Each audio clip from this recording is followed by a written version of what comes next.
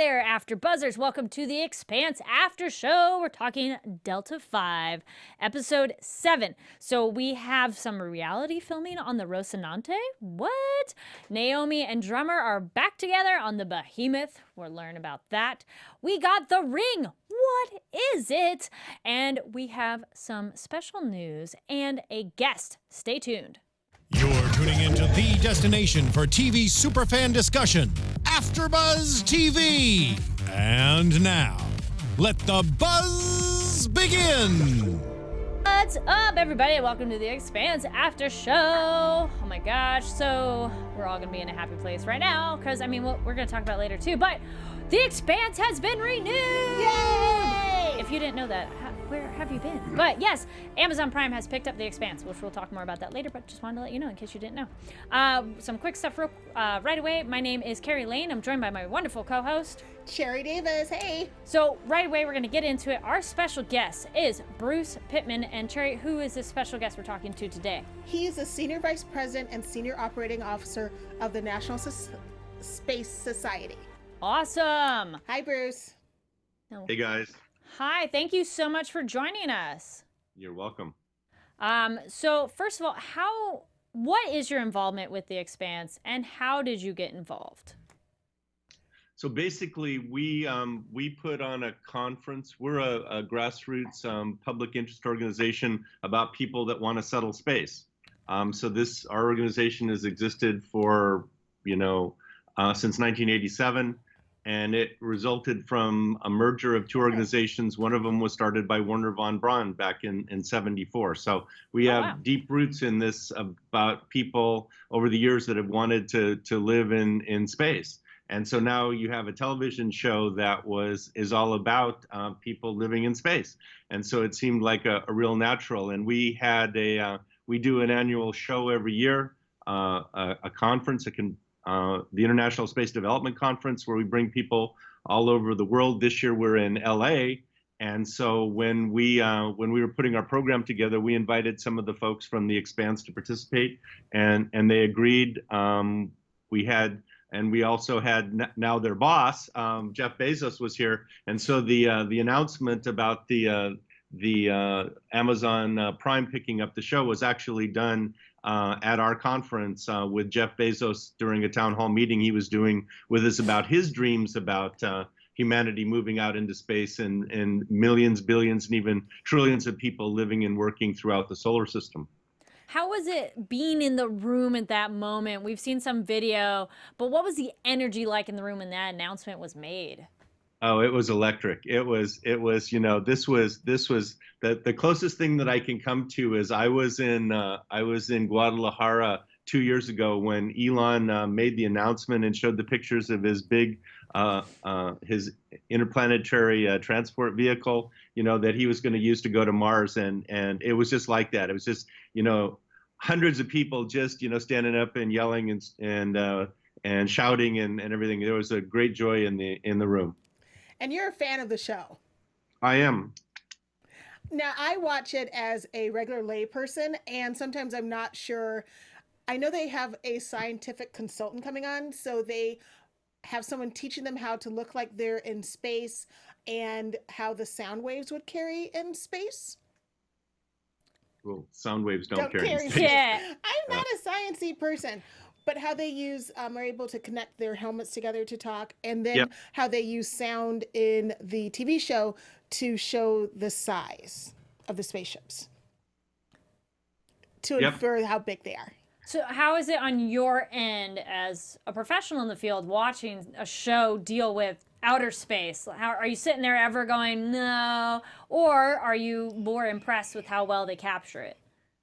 Well, as my wife will tell you, you never want to go watch a science fiction show with an aerospace engineer. Nah. Yeah, but I have to give him a lot of credit for the attention to detail. So some of the things I do like, I thought that the zero-G work, the zero gravity work is very good.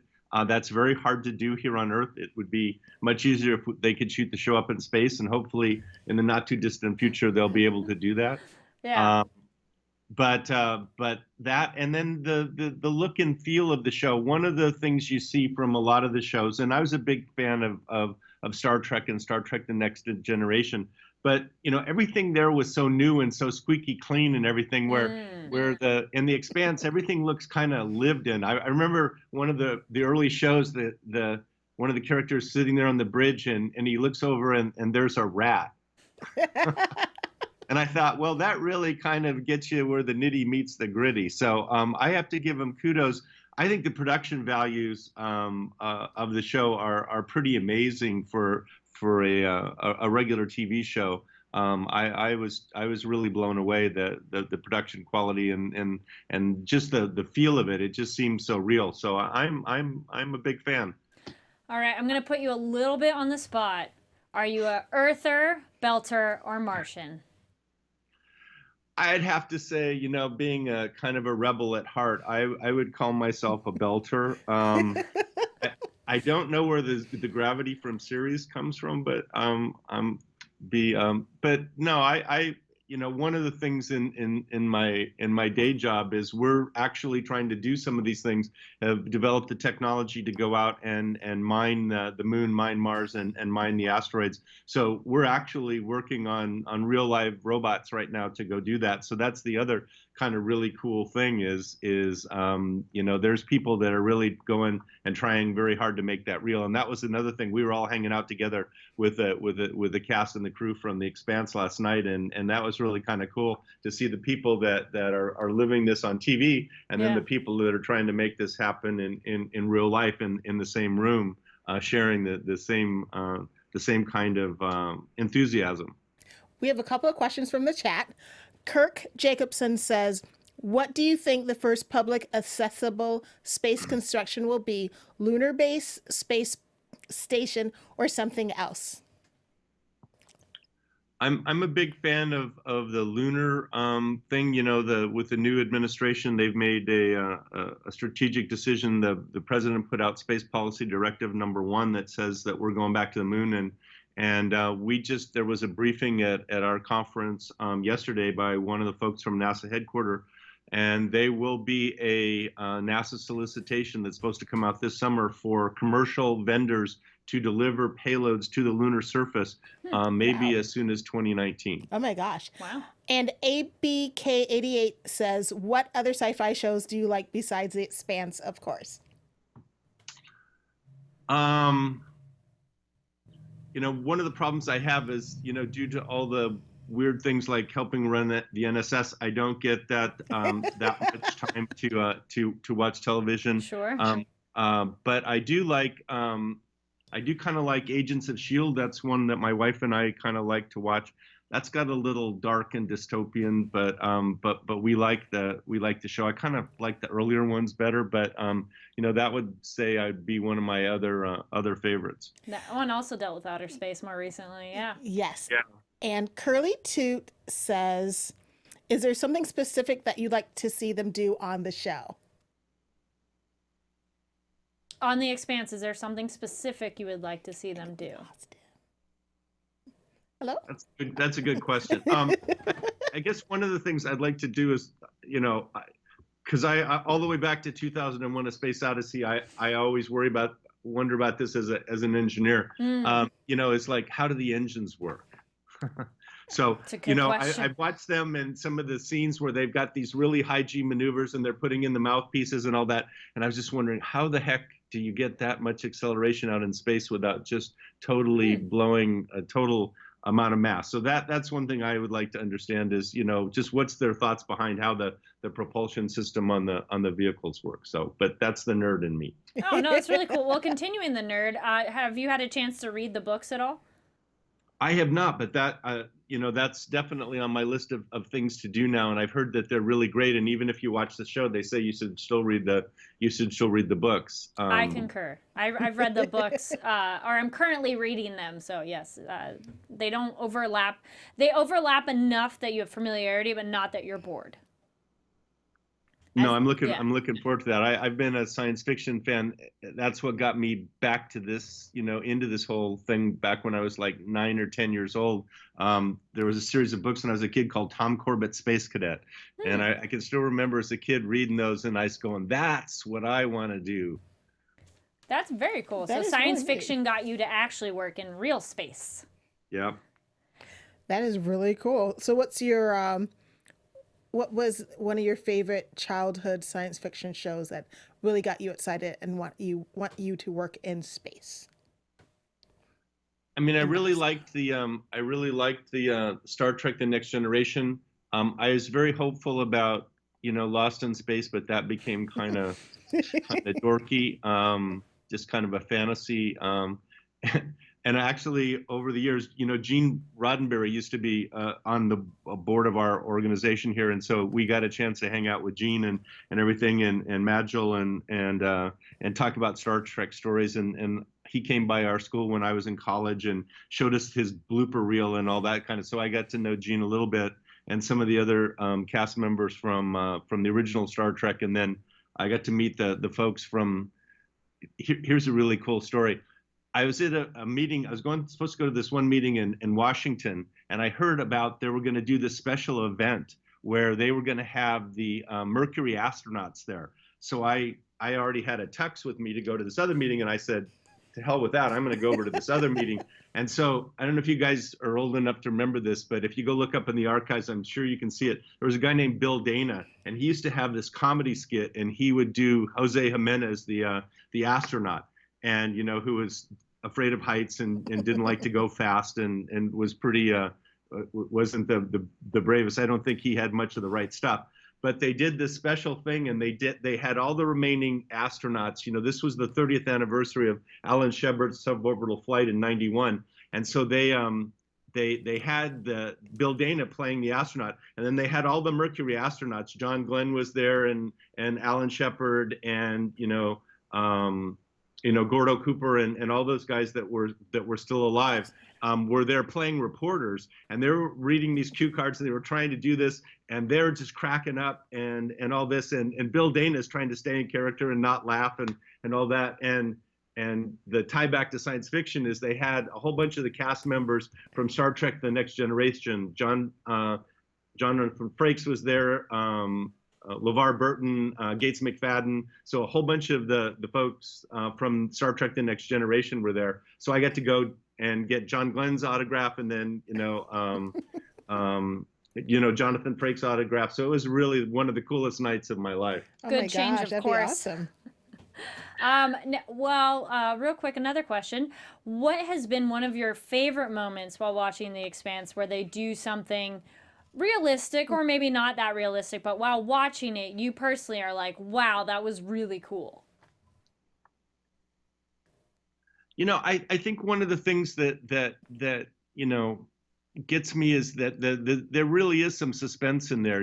With a lot of the shows, you kind of get the feeling that yeah they're going to make it and all that, but they really have some suspense on the show when they're running out of air or something like that, and you really get the feeling that they're worried and stuff like that. So I appreciate that kind of realism, so that you can kind of get the feeling. I've dealt in the space business long enough to know that space is pretty unforgiving, and does not you can't make too many mistakes and come out of it okay. I worked on the space shuttle program, and we lost 2 space shuttles over the years, and all that. So I really appreciate that realism that, bad stuff happens in space. Some good stuff happens in space, but some bad stuff happens, and you have to pay attention to details, and you need to work together. Yeah. Any other... Oh, we got another question. One last question from the chat. Michelle says, if you could explore space, would you want to stay in our solar system, or would you want to attempt a mission like the Nauvoo and travel to other stars?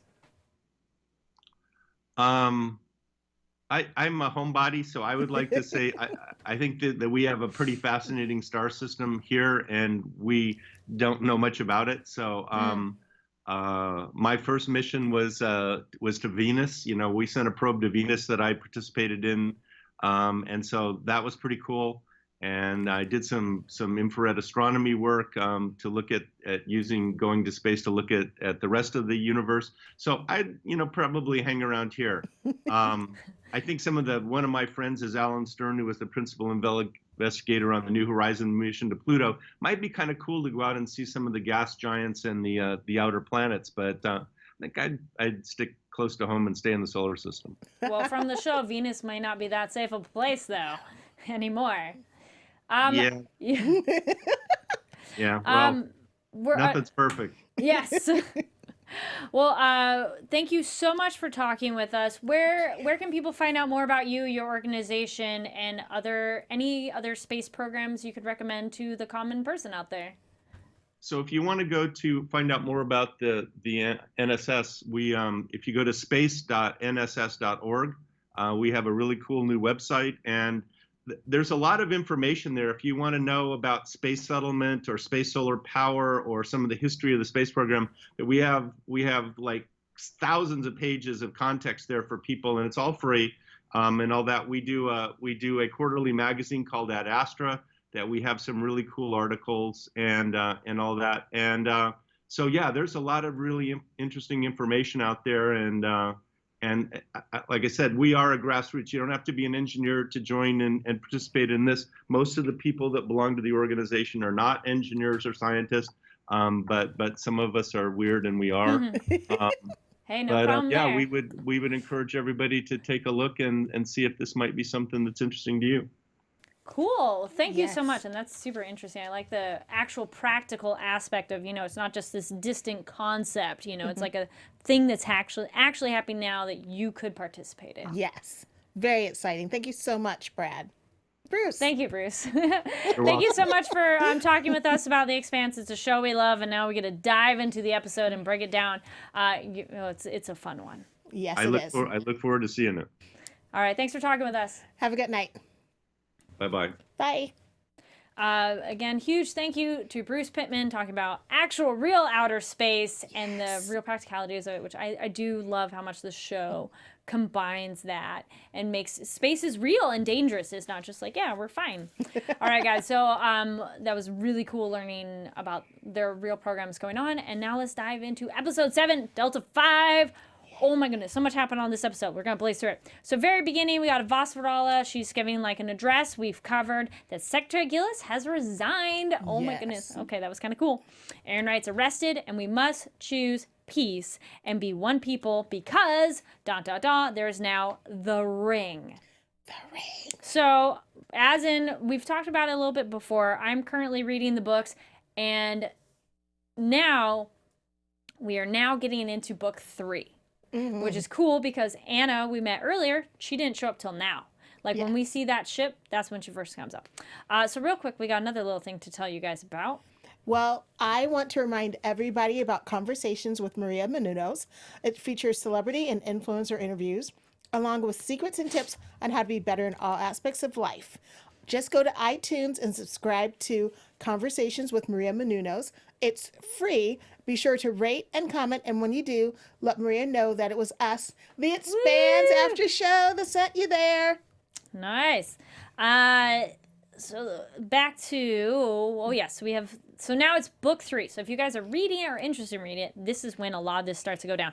The Ring, do you have any thoughts on what it is? Oh my gosh, I had no idea. It looked like a pretty blue thing, and I was like, well, maybe it's not harmful. Maybe it's like to go from one end of the universe to another, and then surprise. Which we'll get to that. Yeah. Please, we do have a live chat going on, which we tapped into a little bit during the during our phone call. Which thank you so much for those of you joining. If you're watching this later, no problem. Please comment down below your thoughts on the episode. What do you think the ring is? And if you're reading the book like me, no spoilers. Don't get ahead of everybody.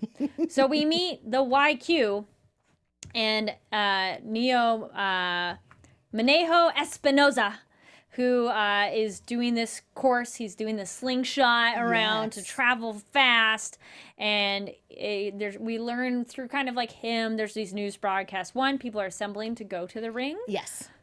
So weird thing out in outer space. Let's all go get close to it and go look at it. They have to investigate. They have to see what's going on. They know it has something to do with... Be far away and poke it. Like, really far away. I don't want to go look at it. The Marines were looking at it with their This is technology, but, don't fly into it. Which he was useful for a little bit of scientific experimentation. We find out that Dawes and Fred are pairing up and looking into it. Holden is going there. And what were some other news ones too? The UN fleet, everybody's kind of going there. Yes. And it's been about 187 days since it was formed. We don't really know anything about it at this point. So back to our Neo guy. He gets a message from his girlfriend, but she's hooked up with the brother because he's gone all the time. And he's like, well, I'm going to go through the ring. How many people expected this was going to be a good plan or bad plan? Because you can't tell at the beginning. You're just like, sure. Yes. So Placid Dragon and I kind of agree. The ring could be a teleporting device. The book title Abaddon's Gate also suggests something along those lines. Yeah. But at this point, who knows, needs more info. I thought it was going to be like a transportation thing. Sure. But maybe it's just transportation from one side for the overlords or the whoever's Whoever made controlling to come through to our side. Yeah. Because I thought they said it was they transformed the Eros, took the Arbogast, The Arbogast part, yeah. and then made it into the ring somehow. Yeah. And you could sort of see something on the other side doing something. Well, that's the I'm question. not science, Jim. Not science. So yeah, the book, I'm trying to remember. It's funny, I like just started reading this. I'm already like, there's so many details that I'm like, wait. His story goes by pretty quickly, and that's Yes. more at the very beginning of the book. And then we also get into what starts in the beginning of the book, that Holden and the Rocinante crew have subjected themselves to being essentially on a reality documentary because they'll pay their legal fees. Amos is not about that life. Nope. And I totally loved how first the woman was like, hey, and he's like, no. And then the guy was like, well, you don't like her, what? And he's like, no. No means no. Yes. I do not Consent is poo sexy. where I eat Yeah. or in the galley, so no. We're on a ship, so no. Yeah. And they're kind of asking him, like, well, why are you going to the ring? And Holden's kind of like, well, it's there, and they're like trying to make a living. That's what they do. They're checking it out. We learn that, well, wait, where's Naomi? And if you guys don't follow her, Dominic Tipper, on social media, you should. She did this great video showing the new Belter tattoo, her new hairdo. Looks super cool. Love the purple in there. Do you guys like her new look? Leave comments down below. Love her. She's adorable. So this is a little bit different. She doesn't leave the group this way in the book, as I recall. Oh, she I'm like, doesn't? no. It's a different character who's doing what she's doing, so it makes sense that they're having her do it for you. Like, she's our vehicle over. Don't worry, guys. I won't do any sort of spoiler things about the book. Just more like, oh, well, that's different. But it made sense when I was watching it because I need to, like, go back and reread this bit. But I think it was somebody else, but it's easier for us to identify with her, and then we get Drummer back and everything. And Naomi is Belter loyal, so I would expect her to go back while they're forming the new government Exactly. and being equal to Earth and to Mars. She's just leave of absence right now. The Opa's Behemoth, which was built by the Mormons. We learn about the pixie drug, which that also is a big thing in the book. And the idea is like, well, everybody's doing their drugs, whatever. But if it impairs what you're doing, that's where it's from, or affects other people, which you're on a ship. Your life is like in danger and you can't kill other people. That's going to be a big problem. Don't drink and drive and don't drink in Yes. space. So, hey. Exactly. So we get Drummer, yay, which I just said. And then we meet Klaus Ashford, which I love the actor choice for this because in reading it, I wasn't really getting a look to him. But as soon as I saw this actor, I was like, oh, it's okay. I have... This is a great thing with reading it and watching it, guys. Like it's like a forward, backward, everything builds upon each other, symbiotic relationship. Because now with the book, I'm like, oh yes, he is much more fleshed out for me as the reader. So, love that guy. He's going to be spit and vinegar because when he asked for Yeah. permission, he was being condescending. And then that little speech, it's about politics and perception. Yes. That was condescending and being sexist towards her to try and demean her self-confidence. He gets all up in her face too. Yeah. Yes. He doesn't know Drummer. She will knock him out. Oh no! I feel they have history. They 'Cause do seem to have. He They did say a do, couple because of he's like, things. oh, you've grown up Yeah. and like you've done well for yourself, and then she's like, yeah, you too. What do we think of this relationship? Do they have like history together? I don't think so, but No. they probably worked together in the past for sure. I think he was her manager or something, Yeah. and he was trying to remind her that We see he was her Harari boss. again, which we saw him. This is one of those that I'm like, that was the dude who was on the ship with Miller and was kind of a little bit of a snot. But I don't remember But what he he was a did that was kid. bad. He kind of he was spying for the OSA. Thank you. So the OPA, though, Oh, OPA. OPA, they've been giving him amnesty, so he's fine, which they're not really happy about. But Harari is kind of speaking up. He's a lieutenant, and he's trying to be a little bit of a prick. But this is, though, where I kind of had a feel for Ashford that I'm like, okay, Ashford puts him in his place and is like, you need to respect Naomi. That is Naomi Nagata. Like, you watch your mouth, young man. And also, drummer, she is your captain. So I was like, okay, do we trust Ashford? Do we? Comment down below, please. Let us know your thoughts. I think we can. There's a lot going on, but I trust him. Sort of. Placid Dragon says Ashford was fantastic, non-book reader perspective.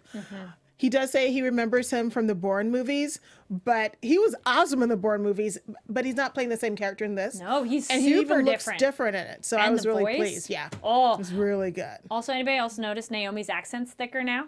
She has a more Belter accent. But She's it makes with sense. her people. Exactly. She's You pick trying to it up. sound upper class or whatever when she was Yeah. with the Martians and the Earthers. We meet, essentially, it's a person in a way, the ship. We meet the Thomas Prince, which has Anna, and meets a gentleman who he doesn't get a name, like he's not named. I mean, some of these people, yes, they have names, but in the interaction, there's no like, so who are you? They have the discussion of, is it life form or technology? I want to go, it's a combination of both. Yes. I feel the protomolecule is essentially a life form, but it's technology at the same time. But he's like, are you part of the godly contingent? Yes. So they do this really briefly at the beginning. So the Thomas Prince is a gathering of religious figures, and that's how we first meet Anna, and that's how she gets involved. But I did like her brought in sooner. That was super cool for us to get to know this character. And they're going out to the ring essentially to study it, but they also, you want the science perspective and the religion perspective, or help give reason to all the people on Earth and Mars and Belters, like what's going on out there. So that's I also think she was there also as a speech writer, able to communicate ideas and write them in a way that would bring humans together from Mars, Earth, as well as the Belters, She could probably as help opposed with to that, like yeah. writing it more scientifically. Yeah. Alex with the film crew, they're kind of like, so about your family, and they are digging in. Those documentary people asking those questions, and how you said Amos not having it. So many questions, deflecting. Baltimore, we get a reference to that. Yeah. No records on him. Nowhere. Won the Apprentice lottery, but there's a mob boss with the same name. He had to get out of Baltimore. But he destroys that drone. Yes. He Yep, let them yep. know I'm not the one for that. So yeah, they turned. I like though how she tries to come on to him, like you said, and then he's like, no. A lot of getting ahead to it, but yeah, when the camera guy comes on to him too, a lot of people on Twitter are like, they made a pass at Amos, and I do like how James S. Corey account on Twitter is like, of course anybody would make a pass at Amos. Have you looked at him? Amos is gorgeous. So it's one of those totally made sense. Also, if you were a gentleman of that persuasion, if you've heard that the female got turned down, you might go, maybe I have a chance. I thought it was handled really well, and I like that Amos wasn't weird about it. Yeah. Like, he wasn't like, ew, get off me, or like, no, he's just like, no, I'm not in my work environment, which would probably lead to him not totally digging Naomi and Holden being in a relationship on the ship, because obviously when they have a fallout, it doesn't work well. Yes. That's why he didn't messes like up it work. at first. Yeah. And Monica and her second command, whatever it was, were trying to manipulate him anyway, and he's done with being manipulated by people. Oh, yeah. Yep. He's over that. So the behemoth, what was that?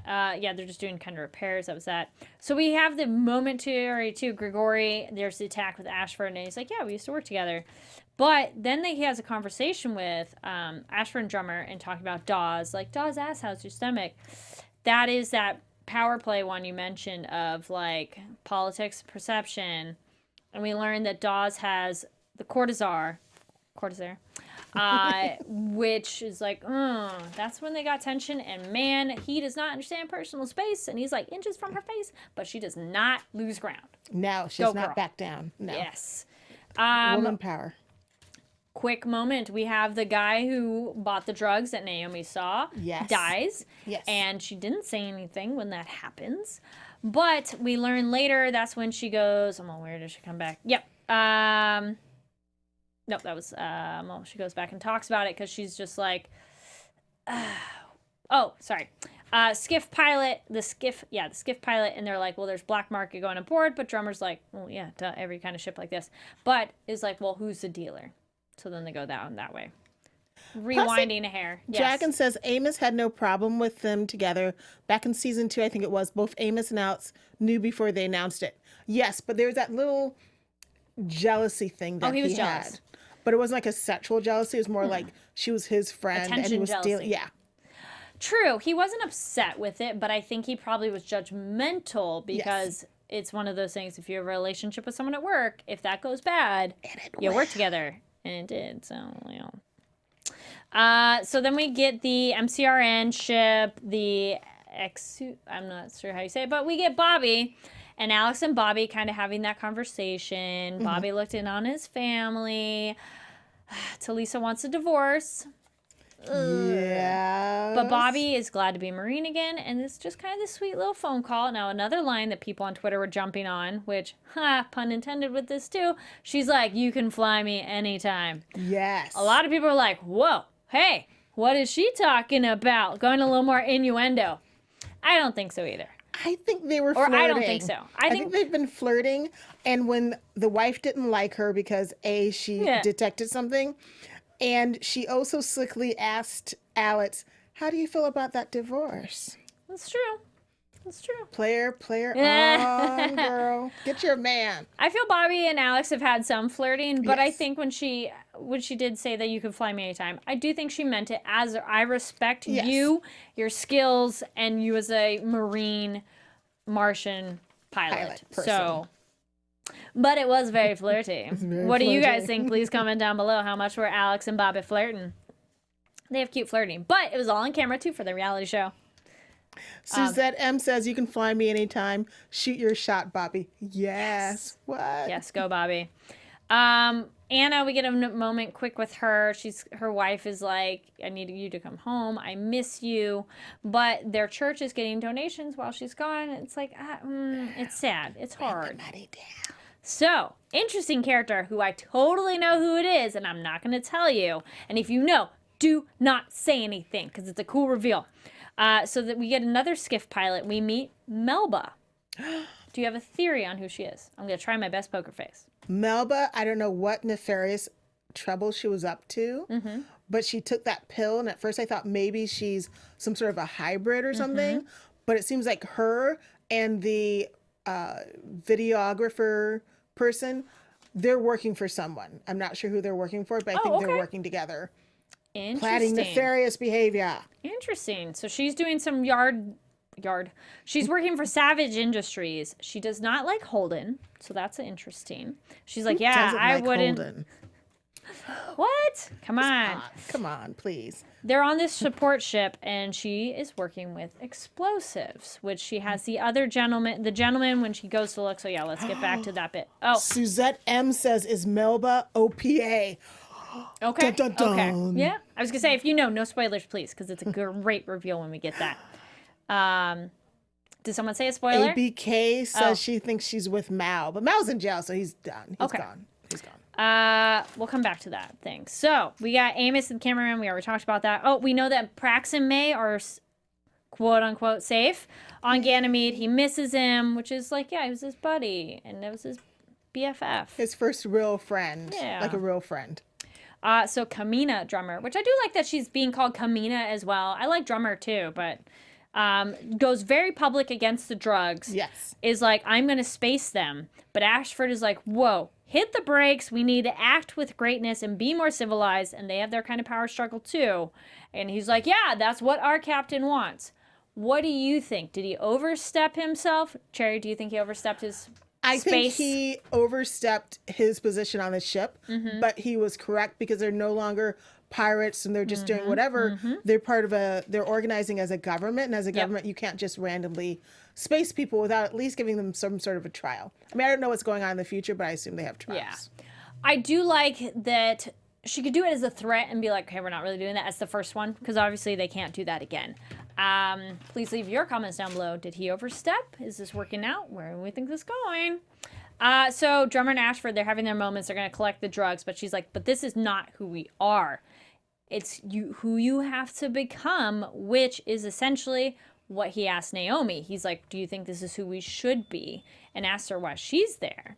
And she points out, well, this is the time for belters to stand up, which I think she's right in that. They need to claim their own. But he makes a great point. Well, you need to go tell that to Drummer. Do we think Drummer's going to listen to her? I think Drummer is used to going on her own path and making decisions on her own because she was a spy for a minute. Yeah. But I think she does have the Belters' heart. Her heart is in the best way for the Belters. It's just that she may not go in the right way because she isn't really a politician. Yeah. It's hard. So yeah, the gentleman said he went back for his flask. Okay, so the thing, they'll explain it more later, but I'll let you know, it's actually a tooth in her mouth that she can bite down on, and it releases essentially like superpowers.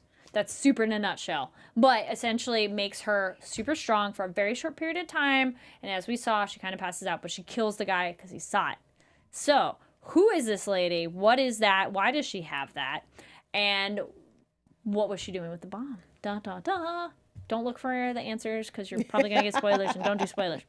Holden has the moment back at the reality show. We trust each other. But then she's like, you are all liars.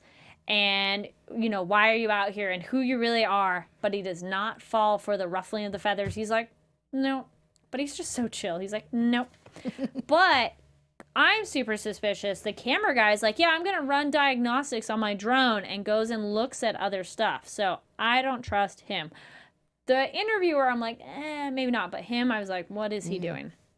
All right. And then the last two crazy things. We have one, the Hammurabi is like, whoa, to that ship. You got to back up. That was our gentleman we met at the beginning. That was all. He's like, excuse me, I knew a sneeze was coming there. He's like, I am going to make history. They're telling him to stop. And he's like, yeah, sure, no problem. So in the book, it's kind of fun and scary because he's like, just don't shoot me, man. And like, it's drawn out a little bit. And yeah, that was glorious, blood, guts, and crazy. Awesome. Wow. That's even better than I visualized it happening.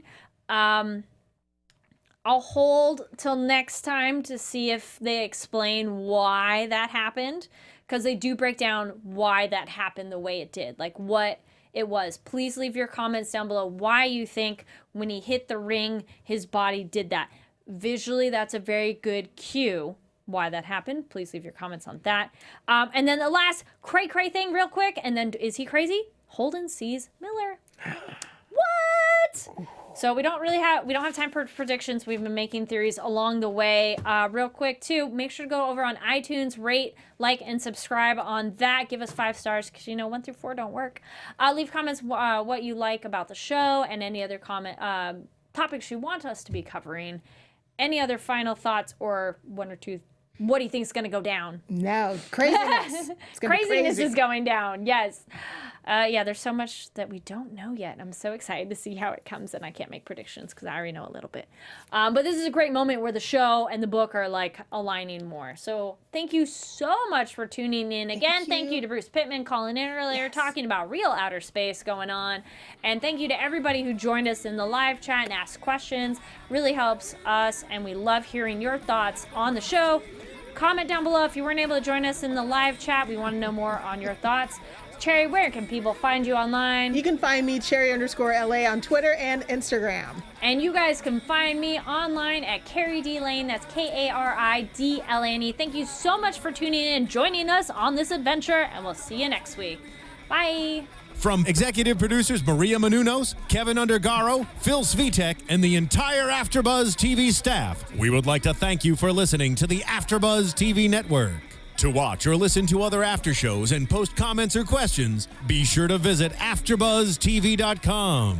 I'm Sir Richard Wentworth, and this has been a presentation of AfterBuzz TV. Buzz you later. The views expressed herein are those of the hosts only and do not necessarily reflect the views of AfterBuzz TV or its owners or principals.